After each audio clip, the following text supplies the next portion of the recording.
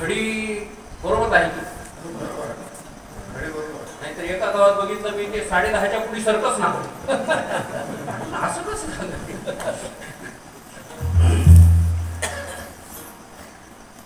संसार आपण सायासाने मोठ्या सायासाने रात्री 2 वाजता जर 3 फेज लाईट येणार असेल तर माणसं रात्री 2 वाजता दादा राहायला जातात आमच्या इकडे जातात बरं काय तुम्ही कसं करता मला माहित नाही 2 वाजता जर 3 फेज लाईट येणार असेल तर 2 वाजता माणसं दादा धरायला जातात पण एखादा महाराज जर समजा 9च्या ऐवजी 10 वाजता येणार असेल आणि त्या कार्यकर्त्यांना जाहीर करून सांगितलं की 10 वाजता महाराज येतील थोडासा उशीर होईल तरी पण सगळेजण हजर राहतील किती लोक येतील कीर्तनात कसे येतात महाराज मग येणं होत नाही तर गाडी कशाला घ्यावं हे काय पद्धत झाली काय दररोजचे कार्यक्रम हात माणसाच्या पाठीमाग आला असेल दुसरीकडे आपण करतो तरी झपका आहे की नाही तुमच्याकडे काय बोलतील काही सांगताय सायासाने माणसं काय करतात संसार मी असं ऐकले की एक पाटील बसले होते दाढी करायला वारीक समोर बसलेला मिशीमध्ये एक केस पांढरा झाला होता त्या वारकाला म्हणून लागले की एक केस काढ ते मला राहू द्या पाटील आवड जागता केस आहे कशाला बस्तारा बिस्तारा लागल इकडे तिकडे काढ म्हणालो की तुला पाटलाचा दरारा म्हणल्यावर त्या बिचाऱ्याला धरला असा उरपाट्या बस्तारा धरला नाकाच्या खाली ते केसाचा हिंदान धरून पण ते नाकात दुसरा एक केस बुळबुळ केला त्या पाटलाच्या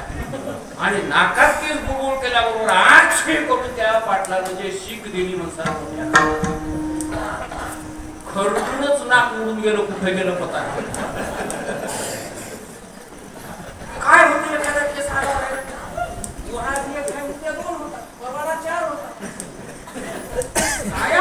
संसारामध्ये असा करतात महाराज पण काय करतात तर या संसाराबद्दल आम्ही सावध झालो नाही म्हणून हा सायास चालू आहे परमार्थाच्या बाबतीत आम्ही काही सायास करणार का तर या परमार्थाचं महत्व आम्हाला अजून कळालेलं नाही म्हणून इकडं सायास नाही तिकडं मात्र खूप मोठा सायास.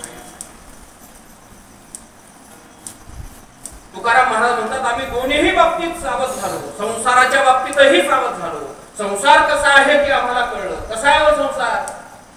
संसार नाशिवंत आहे संसार दुःखरूप आहे संसार दुःख मूळ आहे अशा अनेक गोष्टी संसाराच्या बाबतीत आम्हाला कळल्या आणि संसार आमच्या हातातला सुटून गेला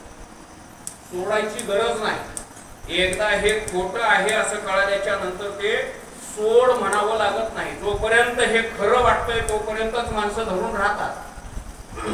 गंमत आहे एका दारामध्ये कोणीतरी भिक्षुक आला आणि त्यानं मोठ्याने हाक मारली ओम भवती भिक्षां देहि त्या बाईला थोडंसं घरामध्ये काहीतरी काम होतं भाकरी बिकरी करत होती आणि एवढ्यामध्ये अंगणामध्ये खेळणारं लेकरू त्याच्या हातामध्ये 1 रुपयाचा बंदा किंवा 5 रुपयाचा बंदा आणि तो घुलत त्या भिक्षा मागणाऱ्याच्या पायाच्या जवळ गेला आणि त्या भिक्षा मागणाऱ्याला असं वाटलं की ह्याला काय कळतंय लेकरूच आहे ह्याला काय समजणार आहे त्यानं त्याच्यावर पाय दिला त्या भिक्षा मागणाऱ्यानं पाय दिला पायाच्या बोटामध्ये धरून 5 रुपयाचा बंदा हळूच असा आपल्या हातामध्ये घेतला हातात घेऊन खिशामध्ये टाकणार एवढ्यात त्या लेकरानं हात मारून आईला सांगितलं आई महाराजांना रुपया घेतला त्या लेकराला काय माहित आहे महाराज होईल कोण होईल आई बाहेर उठून आली नाही महाराजांचं तोंडही तिने बघितलं नाही